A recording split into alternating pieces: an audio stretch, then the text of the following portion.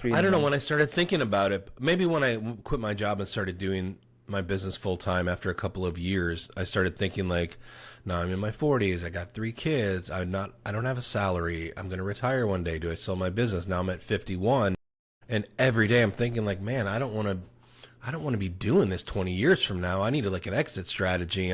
So that does weigh on me in a way that it never used to. But I think when you hit like 50 and retirement age is 65 or whatever it is, you 72. start thinking like, well, shit, I've got 15 years, 14 years. Like I got to build something that I can get out of here, you know? So that does weigh on me where I see the runway shrinking every day, every single Mm, day. mm. So yeah, But that is very detrimental to me. but if you think about it, like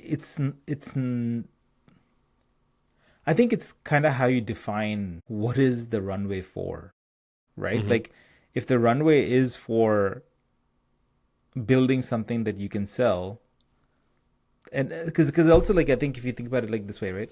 So just to unpack what you just said, if you took your business and you said, hey, I want to build something that I can sell that'll ultimately fund my retirement at age, let's just say 65, um, then the question is not so much like, do you have that now? I think the question is, how big How does do it you need get? to be?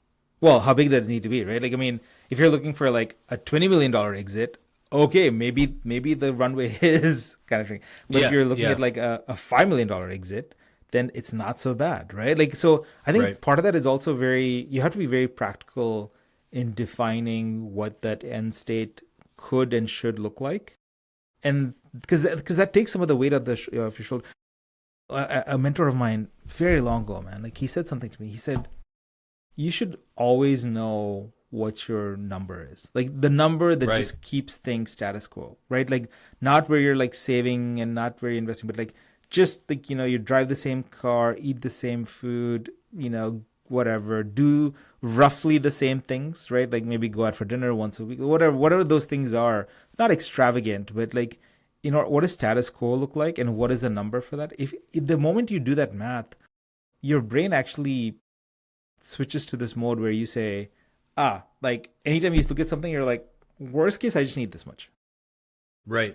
Like worst case, this is how much I need. And even if it dropped a little below that, life doesn't change drastically. Like it's not like my kids are eating rice and beans, right? Like, so you kind of figure that piece out, and that helps a lot. And so my point of that is like, I think when you kind of think about like, I'm running out of, or the runway is getting shorter, I'm running out of time, those things, I think having a definition of what does first of all, what are you aiming for, and then defining the time around that is a lot more helpful than an ambiguous like, I'm running out of time for something that I haven't even defined yet.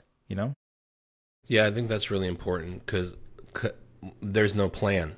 It's just an ambiguous idea, like you said, and that's one thing I've never been great at as a business owner. Is I am not great at having a business plan or knowing the numbers. Like my focus is get revenue, get revenue, get revenue. You get revenue, things are going to be fine, you know. But if there's not like a specific number or a specific goal in mind, you can't really make a plan or take steps to get to that logically. Like you've got to take that perspective, which I've never been great at it because I've just always been like really positive with everything's great, man, everything's great. Like I'm so joyful and grateful for the life that I have, and it's just like every dollar that comes in, I'm just like, this is awesome, you know. But there's no plan to like, this is the number. If we hit this number, then we can put this over here, or here's the goal.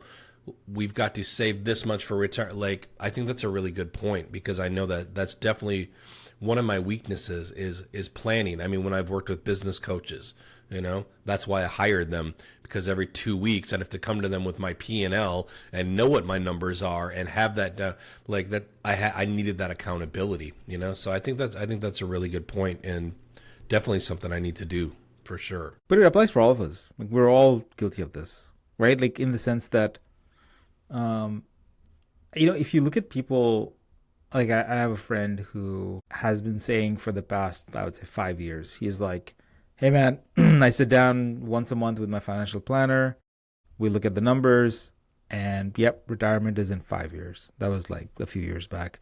Now retirement is like next year for him, right? And I'm like, oh, that that totally makes sense, right? Like